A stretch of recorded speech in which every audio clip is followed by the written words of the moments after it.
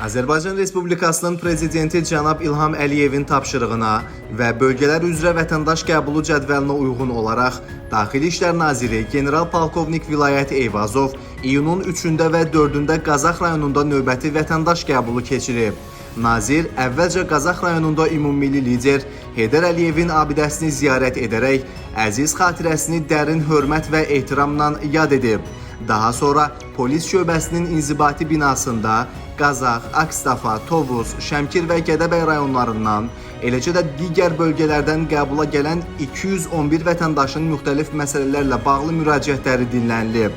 Qəbula gələn vətəndaşların müraciətlərinin operativ və qanunvericiliyin tələblərinə uyğun həlli, habelə vətəndaş məmnunluğunun təmin olunması məqsədi ilə Nazirliyin aidiyyəti baş idarə və idarə rəislərinə müvafiq tapşırıqlar verilib.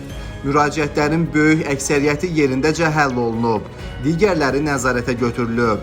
Səfər çərçivəsində General-Polkovnik Vilayət Eyvazov Daxili İşlər Nazirliyi Daxili Qoşunlarının Akstafa rayonunda yerləşən hərbi hissəsində polis və daxili qoşunlarda xidmət etmək arzusunda olan gənclərin sıra baxışını da keçirib.